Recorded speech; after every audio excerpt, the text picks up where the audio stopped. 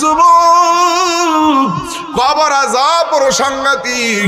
আমার নবী বলে আমি যখন মেরাজের মধ্যে গিয়েছি, যাওয়ার পথে আমি অনেকগুলো আযাব আল্লাহ আমারে দেখাইছি, জাহান্নামের আযাব আমি দেখেছি, কিন্তু আমার কাছে মনে হয়েছে সব চাইতে কঠিন হলো কবরের আযাব, কবরের আযাব, কবরের আযাব। এই কবর আযাব থেকে বাঁচার জন্য আল্লাহ রাব্বুল আলামিন হাবিব বলেন, ও পৃথিবীর মানুষ, তোমরা যদি দুনিয়ার জমিনে যদি আল্লাহকে বেদ করে না যেতে পারো, আমি নবীকে বেদ করে আর রাজি করে না যেতে পারো, কবর কাহার জন্য জাহান্নামের গর্ত, কবর কাহার জন্য আমার জান্নাতের বাগান। যারা ইমানদার হবে এই কবরে যাওয়ার পর আমার আল্লাহ তার জন্য একটা জান্নাতের গালিচা পাঠাই দিবে, জান্নাতের গালিচা পাঠাই দিবি। এ বন্ধুরে, জান্নাতের গালিচার মধ্যে যখন শুইয়া যাবি গো, ওই মুহূর্তে তাকায়া দেখবেন তার ডান পাশে একটা নূরের বাতি জ্বলতেছে, বাম পাশে আর একটা নূরের বাতি জ্বলতেছে রে আমার। এবার আমার নবী কয়, উম্মত, ও উম্মত, বান্দা যখন এই জান্নাতের গালিচায় ঘুমায়া যাবি, ঘুমে যাওয়ার আগে যখন দুইটা বাতি দেখবে, বান্দা জিজ্ঞাসা করবে তুমি কে গো? এই কবরের মধ্যে আলো দিতেছো। ওই আলোটা ডাক দিয়া বলবে, ও আল্লাহর বান্দা, আমি রাতের চাঁদের আলো নয়, আমি দিনের সূর্যের আলো নয়, আমি তোমার কবরে আসি আলো দেওয়ার জন্য। আমি কে জানো নি? আমি হইলাম তোমার দুনিয়ার কোরআন তেলাওয়াত। আরো জোরে জোরে কন্যা সুবহানাল্লাহ।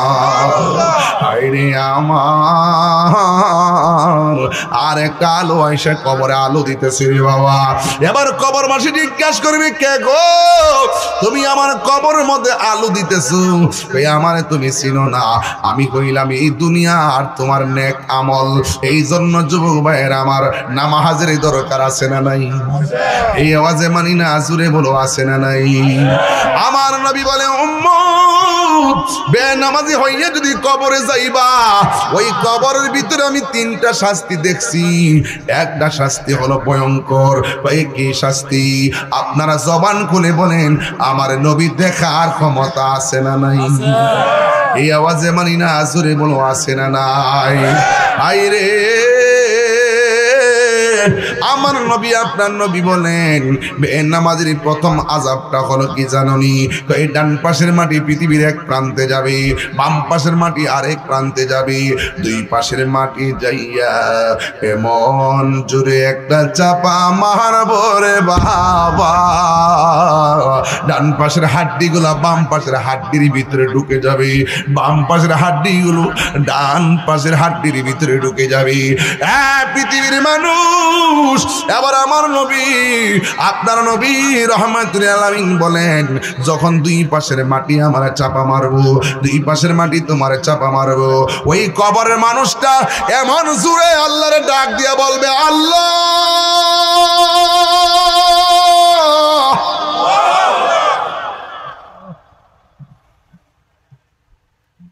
ও আল্লাহ, আর পারি না গো, হাড্ডিগুলা কেমনে গুড়া হইয়া গেছে, একবারে মাইরা লাও, আর সহ্য হয় না। হায় রে, বান্দাগুলো কবরের মধ্যে আমার আল্লাহরে ডাক দিয়ে বলবে, আল্লাহ, দুনিয়ায় থাকতে বুঝি নাই গো, আর একবার তুমি দুনিয়াতে পাঠাও, আমরা নামাজ ছাড়ব না, সব সময় নামাজে পড়ে থাকবি। আল্লাহ বলে, বান্দা, সুম্মা ইলাইহি তুরজাউন, চলে আসলে আর ফিরে আসা যায় না।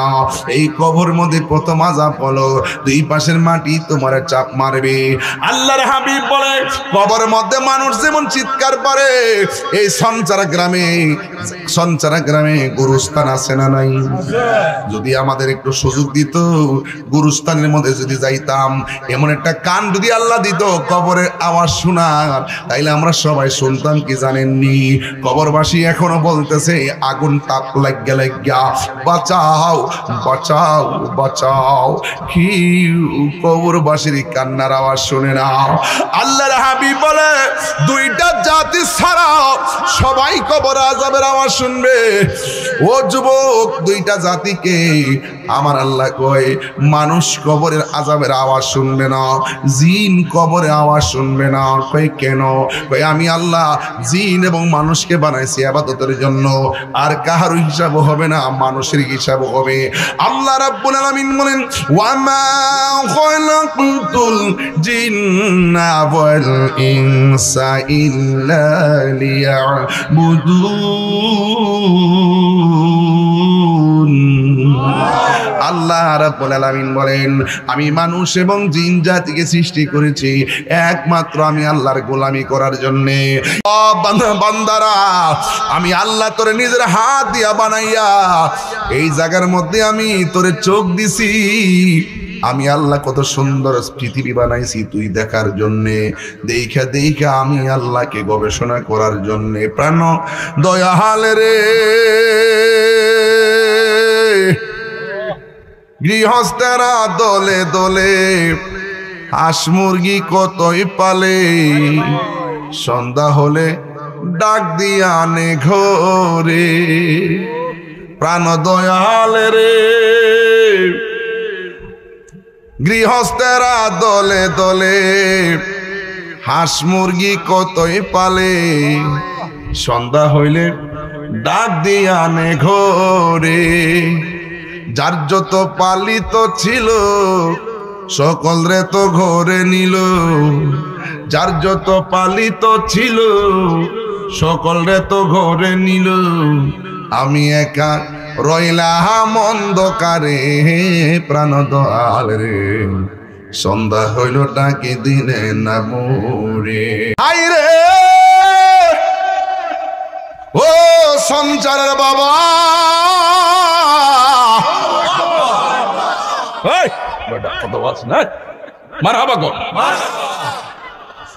ওয়াজ কি বানান যারে বেটা?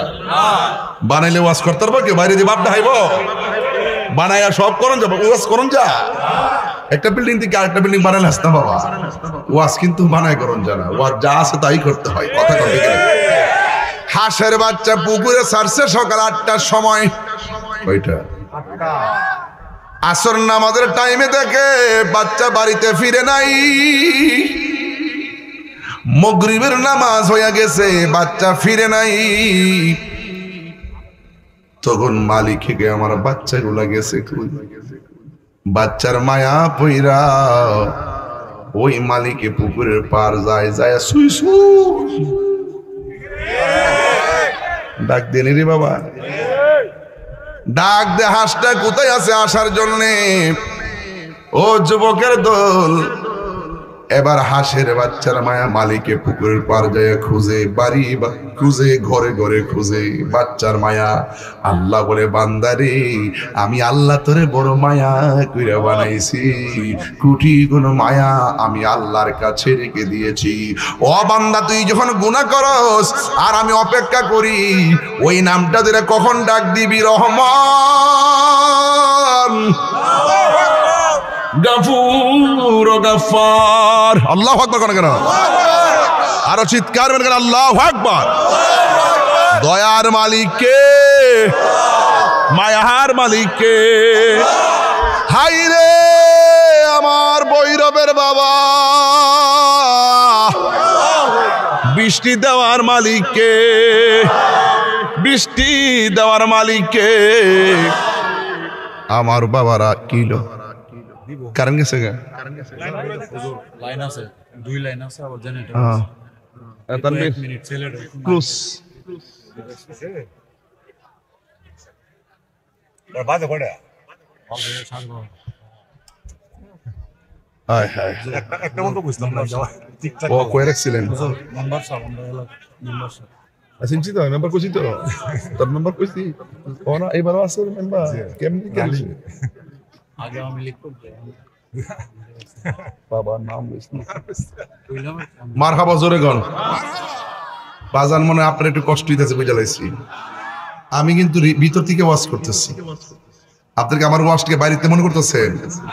আমি কলিজার ভিতর থেকে ওয়াজ করতেছি। আমার কথা একটা, আজকে যেমনি বইছি গোলা মারো এইভাবে যেন হাসরের মাঠে নবীর সাথে থাকতে পারি।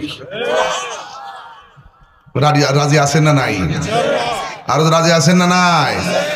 আল্লাহ কবুল করুক, আমিন কোন। আরো দরকার আমিন।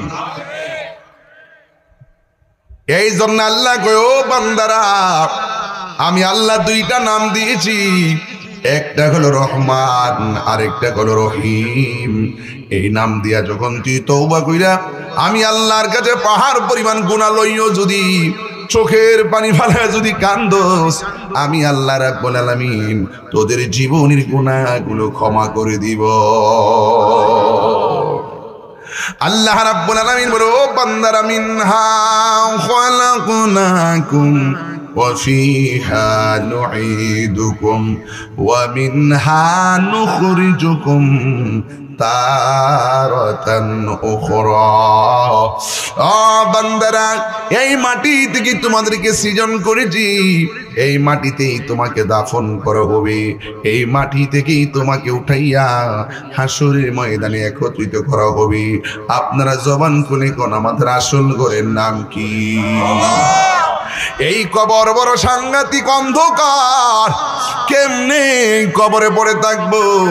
একটু কারেন্ট গেছে, কেউ কাউরে দেখি না, কিন্তু যুবক এবার কবরের মধ্যে যাওয়ার পরই সাইনেও মাটি, বামেও মাটি, সামনেও মাটি, পিছনেও মাটি, উপরেও মাটি, নিচেও মাটি, এত ছোট একটা ঘর। আল্লাহ কয়, বান্দারে, ওই ঘরের মধ্যে তোমাকে আসতে হবে। এই কবর কাহার জন্য জান্নাতের বাগান, আবার কাহার জন্য জাহান্নামের গর্ত।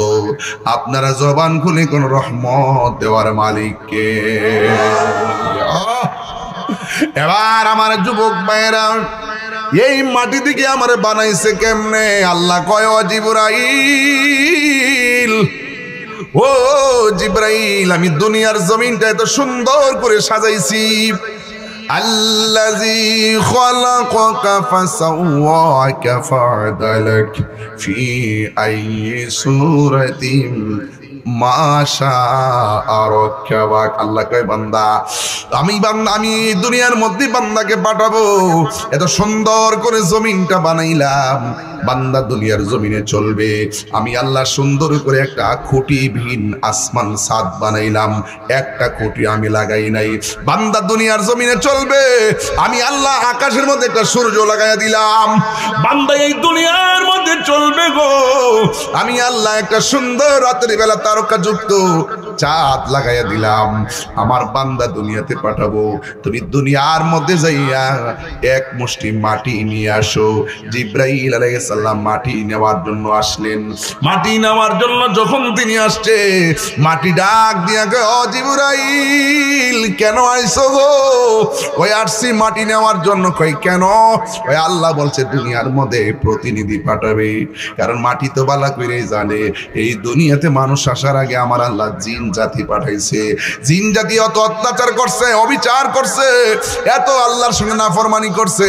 মাটি ডাক দিয়া কয়, জিবরাইল, না না গো, এই মাটি নিয়ে আল্লাহ প্রতিনিধি বানাইয়া দুনিয়ার মধ্যে পাঠাবে। এই মানুষ দুনিয়াতে নাইমা মারামারি করবে, কাটাকাটি করবে, আমি মাটি এটা সহ্য করতে পারবো না। মাটির কান্না দেখা জিবরাইল আলাইহিস সালামের মায়া লেগে গেছে। এই জিবরাইল কত বড় জানেননি? যে জিবরাইলের মাথায় যদি 7 সমুদ্র 13 নদীর পানি ঢাইলা দেয়, এক ফোঁটা পানিও জমিনে পড়বে না। জিবরাইল কত বড় জানেন? যার ডানা হলো 600। কথা কয়শো? আরো জোরে কোন কয়শো? 600 ডানা। একটা ডানা থেকে একটা ডানা যদি দুনিয়ার জমিনে বিছায়া দেয়, সারাটা পৃথিবী বিছানা হয়ে যাবে। এত বিশাল বড় জিবরাইল। এই জিবরাইলে মাটির কান্নায় মায়া লেগে গেছে। আল্লাহ বলে, ও জিবরাইল, মাটি আনলা না কেন? মায়ায় পড়ে গেছি, মায়ায় পড়ে গেছি, মায়ায় পড়ে গেছি। এরপরে আমার আল্লাহ হযরত মিকাইল আলাইহিস সালামকে দুনিয়ার মধ্যে পাঠাইছেন। এবার মিকাইল আলাইহিস সালাম আসার পর মাটি ডাক দিয়া কই, ও মিকাইল কেন তুমি এসেছো? মিকাইল আলাইহিস সালাম বলে যে ও মাটি রে, ও মাটি আমার আল্লাহ পাঠাইছে তোমার বুক থেকে মাটি নেওয়ার জন্য।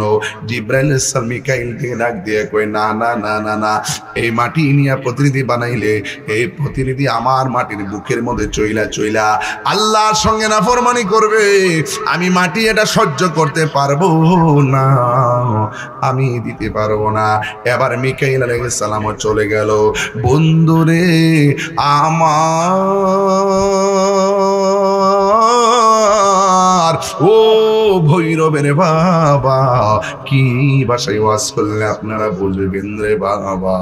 আমার আল্লাহ বলে, ও ইসরাফিল তুমি যাইয়া মাটি নিয়ে আসো। ইসরাফিল আলাইহিস সালাম আসলেন, মাটির মায়ায় কান্নায় পড়ে গেল। এবার আল্লাহ বলে, আজরাইল, আল্লাহু আকবার, হায় রে ও ভৈরবের বাবা, মিকাইল গেল, ইসরাফিল গেল, জিবরাইল গেল, আর বাকি আছে আজরাইল। আসার পরে মাটি নেওয়ার জন্য দাঁড়াইছে। জিবরাইলকে যেমন করে বলছে তুমি কেন আসছো, এবার এমন ভাবে হযরতে আজরাইলকে বলে কেন আসছো? আজরাইলে বলে আমার আল্লাহ হুকুম করছে মাটি নেওয়ার জন্য। মাটি কান্দা কান্দা কই নিও না, কিন্তু আজরাইল কথা শুনে নাই, না শুনে একটা মুষ্টি মারছে মাটির বুকের মধ্যে। এক মুষ্টি মাটি নিছে, এক মুষ্টি সমান সমান 70 মন।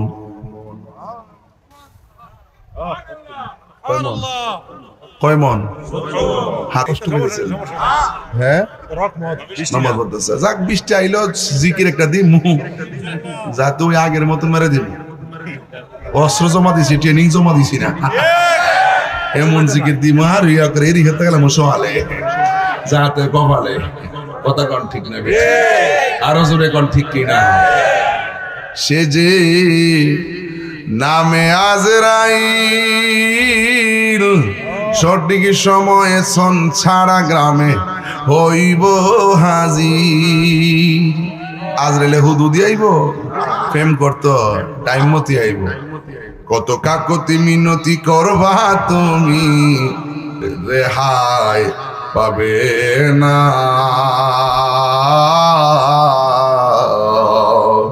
আজরাইলা শিলে কারো কফিয়তে চলবে না রে মানুষ, কফিয়তে চলবে না। তোবা নামক গাছটি আছে, আল্লাহ করে রে, তোবা নামক গাছটি আছে, পাতায় পাতায় লেখা আছে মানুষের হায়াত।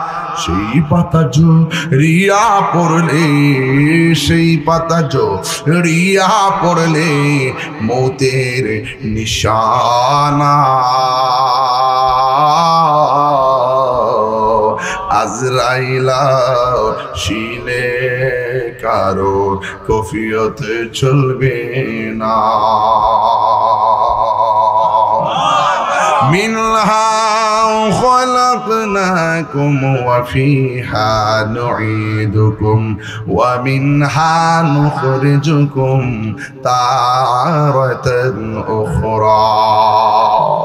আল্লাহ বলে আজরাইল, জিব্রাইলে মাটি নাই না ফিরাইছে, এই মিকাইলও ফিরাইলো, ইসরাফিলও ফিরে আসলো, তুমি দিগো ঠিকই মাটি নিয়ে আসছো, কারণ কি? এবার আজরাইল আলাইহিস সালাম ডাক দিয়ে কে, আল্লাহ আমি কেন আনছি জানোনি? আমি আনছি এই জন্য কারণ মাটির কান্নার চাইতে আপনার হুকুমটা হইল আমার কাছে সব চাইতে বড়।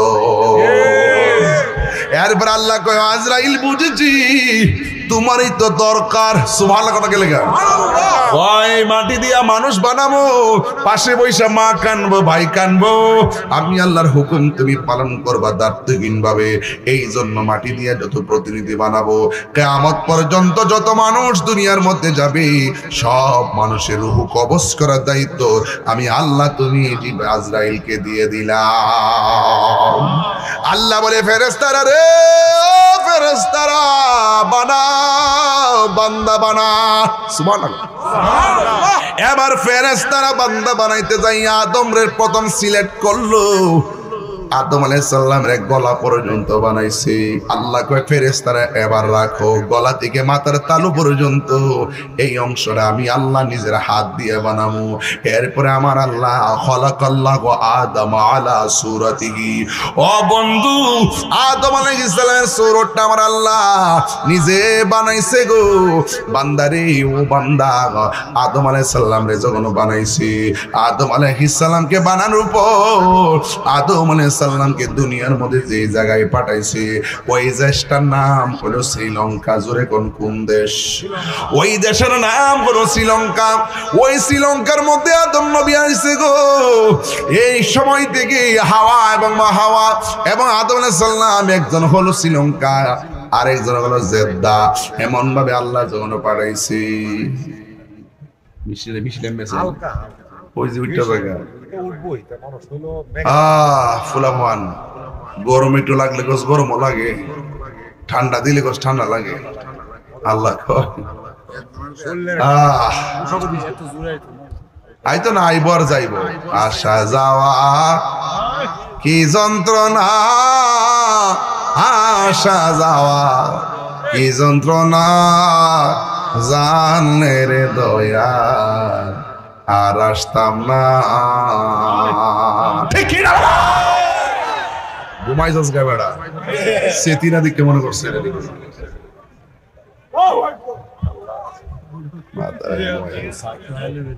হ্যাঁ মাশাআল্লাহ, রাখ আর একটু দেখে লই।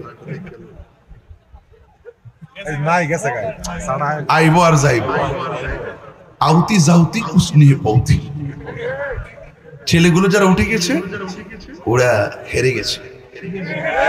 আল্লাহ তো পরীক্ষা করতেছেন। এই দুনিয়াটা হলো পরীক্ষার জায়গা। কথা বলেন ঠিক কিনা বলে?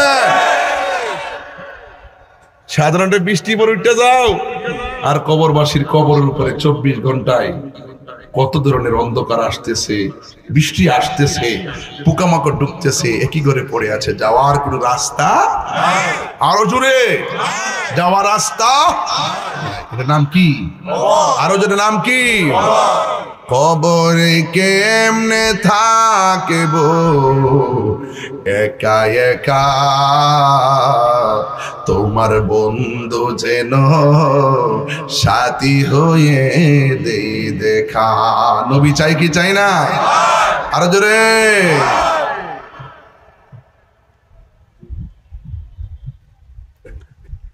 এবার দুনিয়ার জমিনে আদম এবং হাওয়াকে পাঠিয়েছে গো।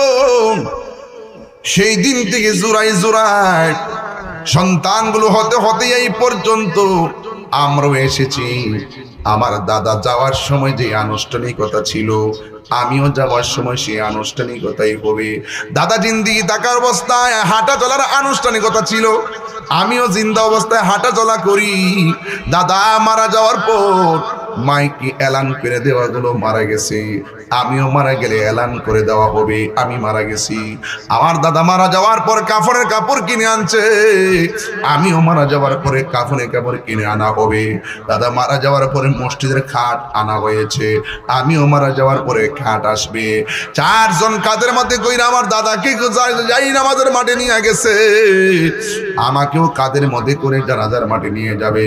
দাদা মাজার সময় মানার সময় যেই আনুষ্ঠানিকতা কবরে শোয়াইছে, আমিও মারা যাওয়ার সময় আমারও কবরের মধ্যে এমন ভাবে শোয়াইয়া দিবে যেমন করে দাদারে চিরদিনের জন্য কবরের মধ্যে শোয়াইয়া দিয়েছি গো, আমারও মানুষ চিরদিনের জন্য শোয়াই দিয়াইব।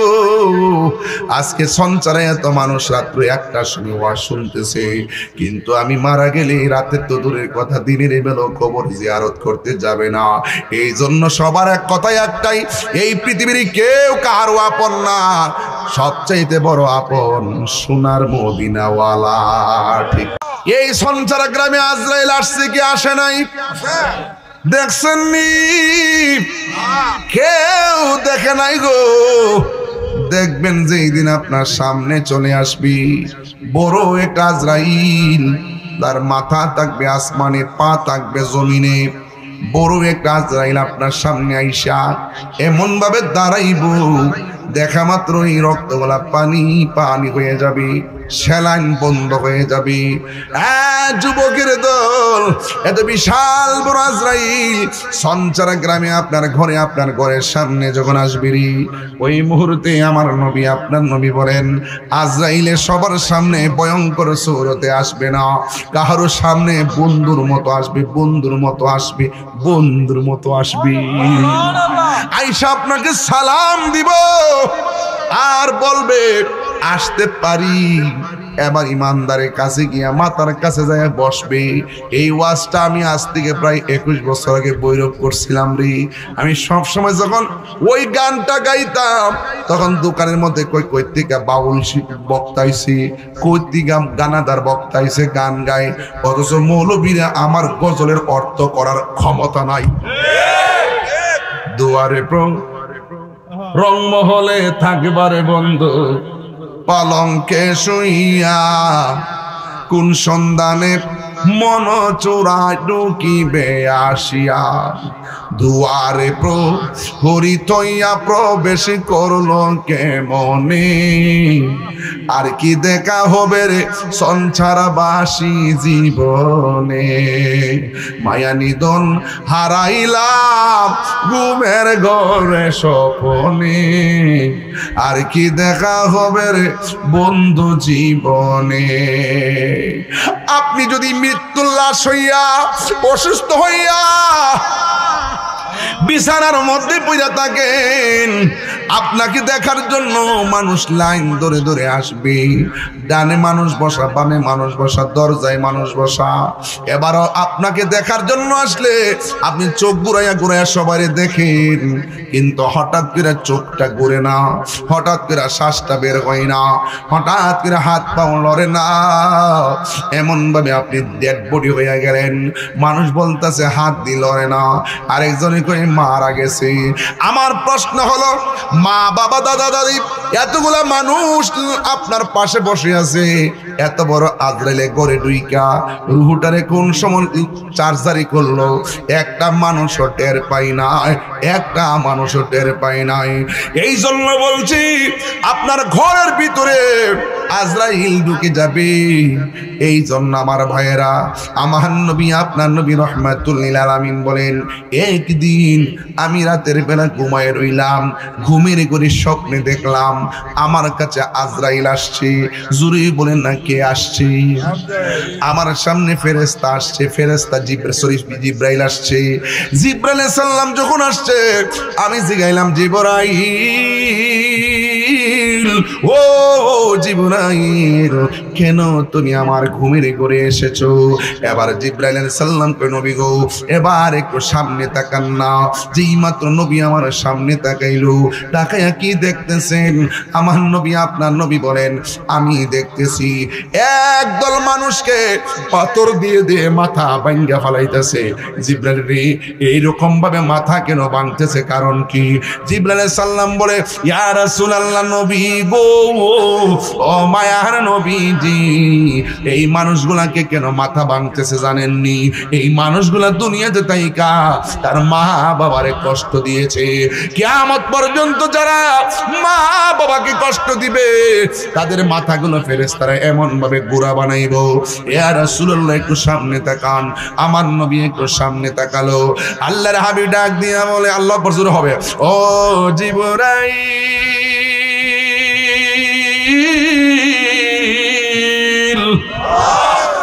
ও জিবরাইল আমি তাকে দেখতেছি একটা রক্তের নদীর মধ্যে অসংখ্য মানুষ হাবুডুবু খাইতেছি। এই রক্তের পানিগুলো, এই রক্তগুলো দুনিয়ার আগুনের চাইতে 70 গুণ গরম। এই গরম আগুনের মধ্যে নদীর পানির মধ্যে কেমনে তারা হাবুডুবু খাইতেছি। আমি তাকাইয়া দেখলাম তারা হাবুডুবু খাইতে খাইতে কিনারে ভিড়ে, আর কিনারের মধ্যে বড় বড় ফেরেশতারা পাথর দিয়ে আবার মাথায় আঘাত করে আবার ছিটকে যাইয়া তারা মাঝখানে পড়ে। ইয়া রাসূলুল্লাহ, নবী গো, ও মায়ের নবী, এরা কারা জানেননি? এরা হলো দুনিয়ার শত্রুর দল। এদেরকে এমন ভাবে শাস্তি দেওয়া হইতেছে। শুধুমাত্র তাই নয়, আমার নবী আপনার নবী রাহমাতুল লিল আলামিন বলেন, আমি তাকায়া দেখলাম একদল মানুষ, ছোট ছোট বাচ্চা, একবার এই চেয়ারে যায়, আরেকবার ওই চেয়ারের মধ্যে যায়। নবী আমার ডাক দিয়ে কই, জিবরাইল, গাছের গোড়ায় দুইজন মানুষ বসা, দুইজন মানুষের নাম কি? হযরত জিবরাইল আলাইহিস সালাম বলেন, ইয়া রাসূলুল্লাহ, একজনের নাম হলো ইব্রাহিম আলাইহিস সালাম, আরেকজন হলো তার স্ত্রী হযরত সারা আলাইহিস সালাম। এই বান্দাগুলো হলো ছোট ছোট বাচ্চাগুলো। কিয়ামত পর্যন্ত এই জায়গার মধ্যে এসে জমা হবে, এদের পাশে খেলাধুলা করবে। এই ছোট ছোট বাচ্চাগুলো কে জানেননি? এরা হলো দুনিয়ার ওই সমস্ত বান্দা যারা ছোটবেলায় মাকে হারাইয়া মাকে ছেড়ে চলে আসছে। এই ছোট ছোট বাচ্চা এই জায়গার মধ্যে জমা হইতেছি। এবার আল্লাহর হাবিব বলে, আমি স্বপ্নের মধ্যে আবার দেখলাম একটা ছোট একটা ঘর দেখা যায়। এই ঘরের ভিতরে কাহার নাক কাটা, কান কাটা, গলা কাটা মানুষগুলা পড়ে আছে, রক্ত ঝরতেছে। এবার নবী ডাক দিয়ে কই, জিবরাইল, এরা কারা রে?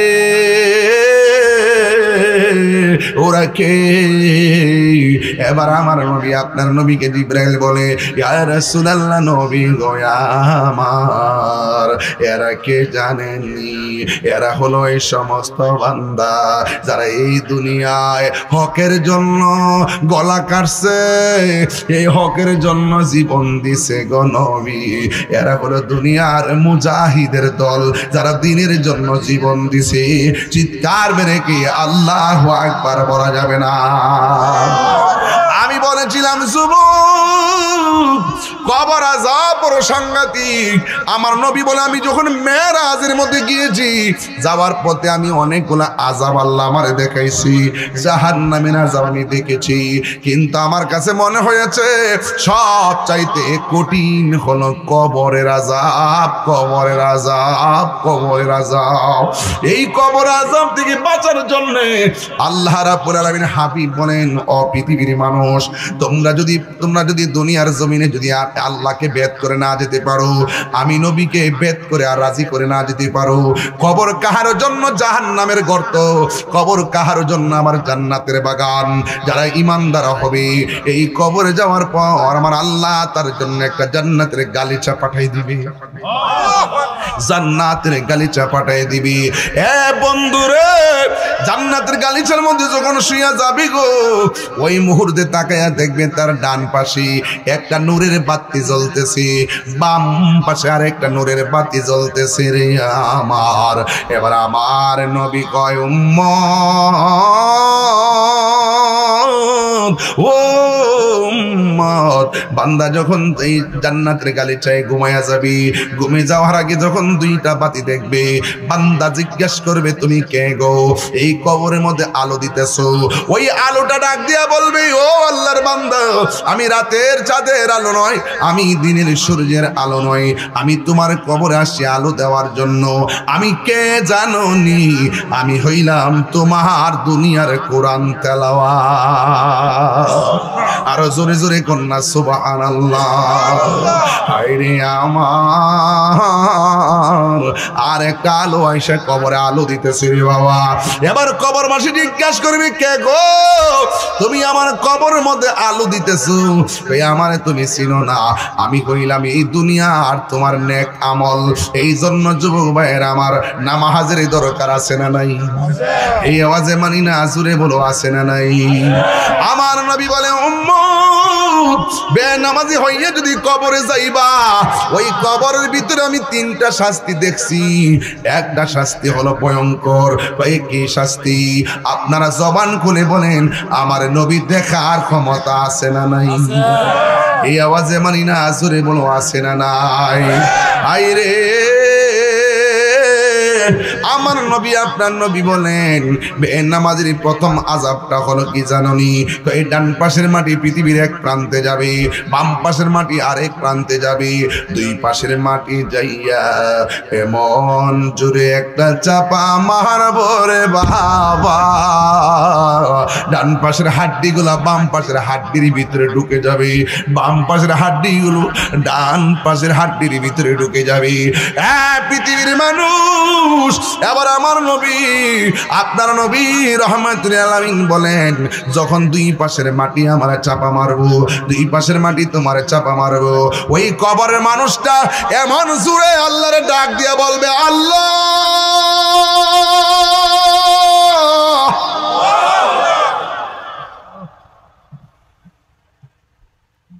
ও আল্লাহ, আর পারি না গো, হাড্ডিগুলা কেমনে গুড়া হইয়া গেছে,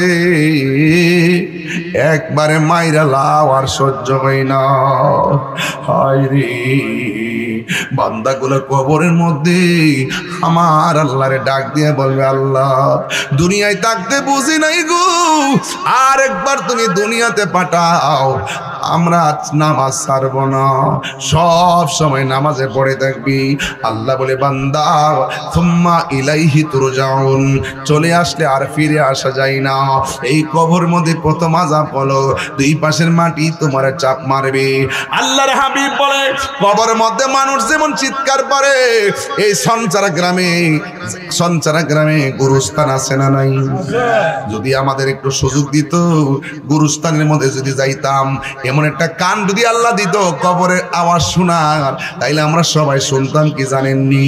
কবরবাসী এখনো বলতেছে, আগুন তাপ লাগিয়া লাগিয়া বাঁচাও বাঁচাও বাঁচাও।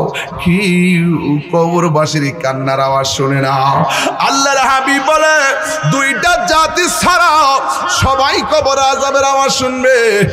ও যুবক, দুইটা জাতিকে আমার আল্লাহ কয়, মানুষ কবরের আযাবের আওয়াজ শুনবে না, জিন কবরের আওয়াজ শুনবে না। কয় কেন? কয় আমি আল্লাহ জিন এবং মানুষকে বানাইছি ইবাদতের জন্য, আর কাহার হিসাব হবে না, মানুষের হিসাব হবে। আল্লাহ রাব্বুল আলামিন বলেন, ওয়ামা খালাকতুল জিন্না ওয়াল ইনসা ইল্লা লিয়াবুদুন।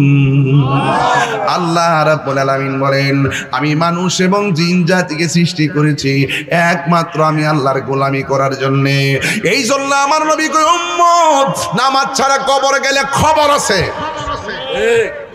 ঠিক কিনা? নামাজ ছাড়া কবরে গেলে খবর আসেনি, খবর আছে। আমার নবী বলেন, কবরে প্রথম আযাব হলো বেনামাজির, দুই পাশের মাটি এমন জোরে চাপা মারবে। দুই নম্বর আযাব হলো জাহান্নামের আগুনের তাপ দেওয়া হবে কবরে, কারণ এই আগুনটা দুনিয়ার আগুনের চাইতে 70 গুণ বেশি আগুনের আওয়াজটা হবে।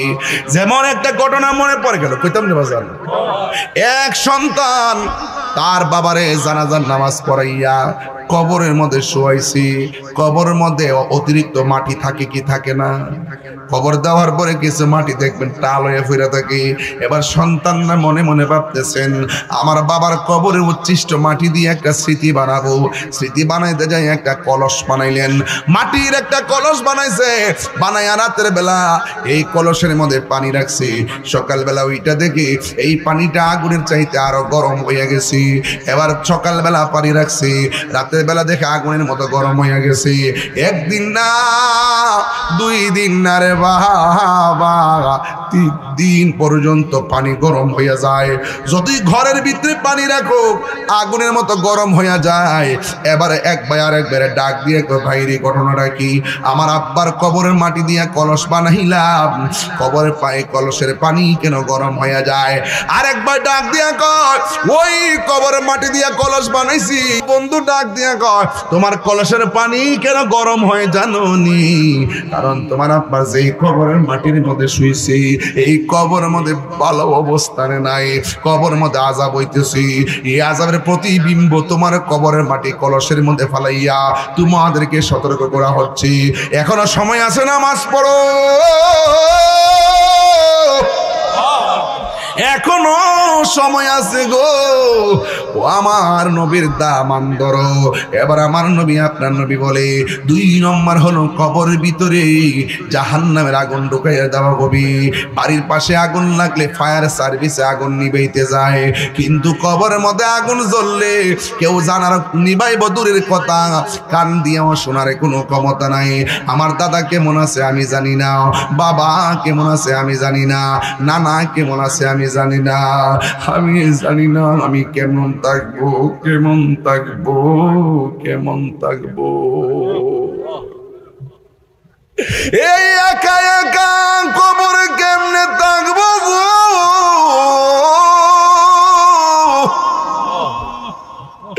এত প্রেমিক, এত মুরিদ, এত ভক্ত, এত সুনাম, এই কবরে যাওয়ার পরে যদি নবী না পায় কি হবে আমার সেলিব্রেশন দিয়া?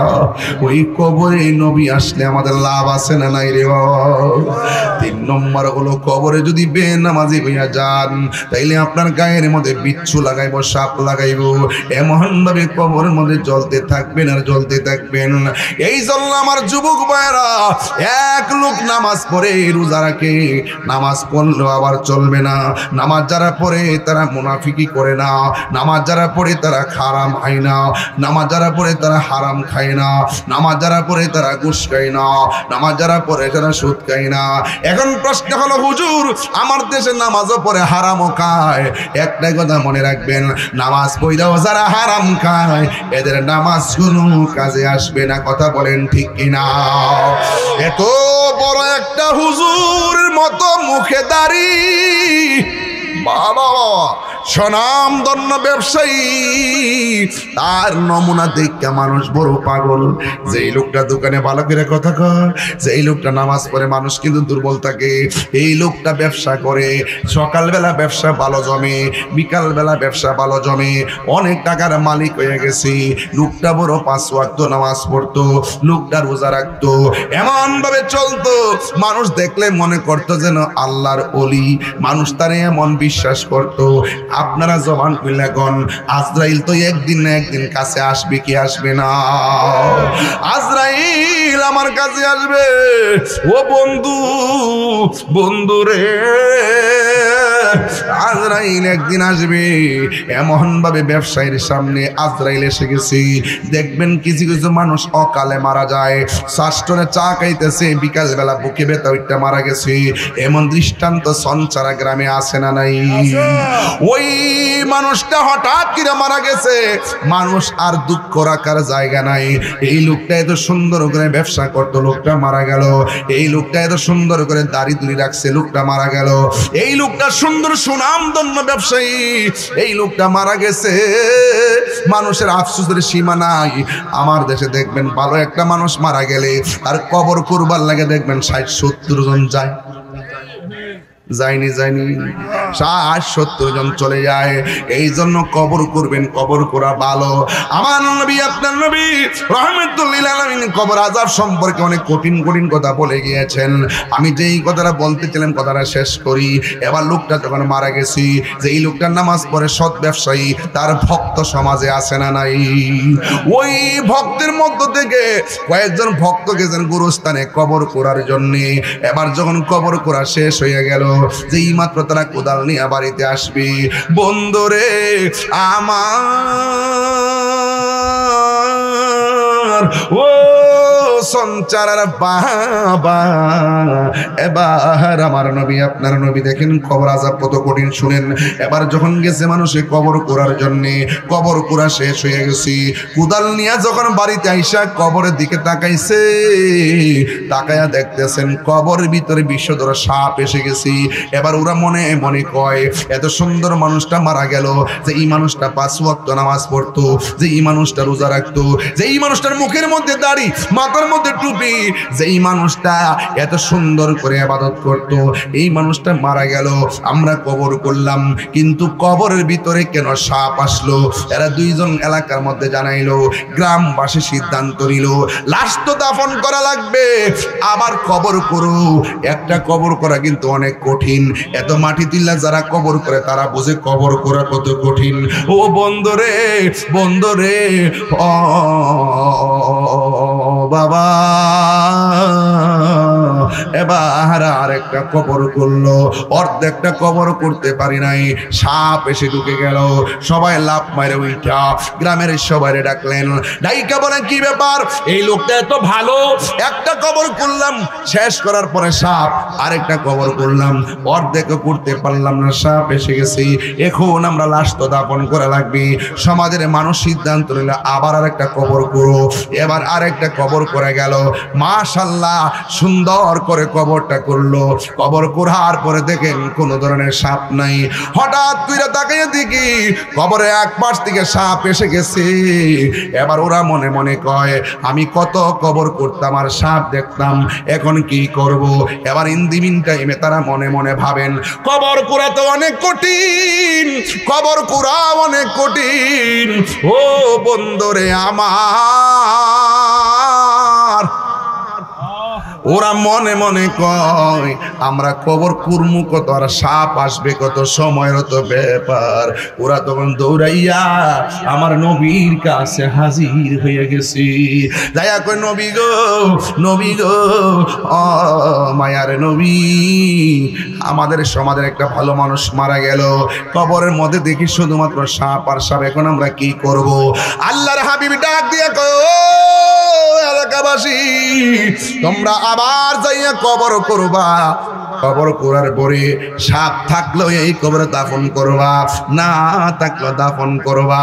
এবার সুন্দর করে কবর করলেন, সাপ নাই। জানাজার নামাজ পড়লেন, সাপ নাই। গুরুস্থানে গেছে, সাপ নাই। ইন দি মিন টাইমে যেই মাত্র লাশটার নামাইবার জন্যে দুইজন কবরে নামবো, ওই মুহূর্তে তাকায় দেখে ওই কবরের মধ্যে বিষধর সাপ ঢুকতেছে। নবী তো বলছেন এইভাবে দাফন করতে হবে। লাশটারে ভালাইয়া সুন্দর করে বাঁশবুশ দিয়া ডাকনা দিয়া তারা চলে গেছে। এবার বাজারের মধ্যে আলোচনা শুরু হয়ে গেল, এত ভালো একটা মানুষ মারা গেল, কবর কেন লাশ নিল না? এত ভালো একটা মানুষ মারা গেল, কবর কেন লাশ নিল না? কারণটা কি? এবার এরা মনে মনে কয়, তুই জানোস নি? কই আমি তো জানি না। কই কেন? আমি কি তার মনের খবর জানি নাকি? তুই জানোস নি তার কি কারণ? আমিও তো জানি না কেন তার এই অবস্থা হয়েছি। আমরা তো দেখছি নামাজ পড়তো, আমরা তো দেখছি রোজা রাখতো, আমরা তো দেখছি ব্যবসা ভালো করতো, কিন্তু সাপ কেন আসছে আমরা তো জানি না। এই কথা বলার পরে আরেকটা মানুষ ডাক দিয়ে কয়, তোমরা যে যত কিছুই বলো, এই লোকটা ভালো নাকি খারাপ তার স্ত্রী সারা কেউ বলতে পারবে না, কেউ বলতে পারবে না। হাদিসের মধ্যে আসছে কি জানেননি? স্বামী যদি মারা যায়, স্ত্রী যদি বলে আমার স্বামী বড় ভালো ছিল, আমার আল্লাহর স্বামীটারে বেহেশত দিয়া দে। স্ত্রী যদি মারা যায়, দিল থেকে যদি বলে আমার স্ত্রীটা বড় ভালো ছিল, আমার আল্লাহ স্ত্রীটাকে জান্নাত দিয়া দেয়। এবার এলাকাবাসী মনে মনে কয়, ও সমাজের মানুষ, চলো চলো আমরা তার স্ত্রীর কাছে যাই, জিজ্ঞেস করি তোমার স্বামী মানুষ হিসাবে কেমন ছিল। এবার সবাই তার স্ত্রীর কাছে গেল, যাইয়া ডাক দিয়া বলে, শোনো না গো, তোমার স্বামী আমরা দেখছি 5 ওয়াক্ত নামাজ ছাড়ে নাই, আমরা দেখছি তোমার স্বামী রোজা ছাড়ে নাই, ব্যবসা করছে ভালো, কিন্তু তোমার স্বামীর কবরের মধ্যে দিতে পারি নাই, বারবার সাপ এসে গেছে। আমরা তোমার কাছে জানতে চাই, তোমার স্বামী এমন কোনো কর্ম করছেনি যেটা আমরা জানি না, এই কর্মের জন্য সাপ আসতে পারি। এবার স্ত্রীটা ডাক দিয়ে কয়, আছে গো আছে। কয় কি আছে? একটু জোরে জোরে কন্যা আল্লাহু আকবার। ও বন্ধুরে আমার, জবানটা খুলে কোন অন্তরের মালিককে? এই আওয়াজে মানি না, জোরে বলেন না কে? প্রাণ দয়াল রে, আর পরীক্ষার সময় নাই, করো জোরে ক্ষমা চাই, শেষের খেয়া না নিলায় আমারে। আমার দিন কি এমনি যাবে, লোকে তোমায় কি বলবে? আমার দিন কি এমনি যাবে, লোকে তোমায় কি বলিবে? এই দুঃখ রইল তাহিরির অন্তরে, প্রাণ দয়াল রে।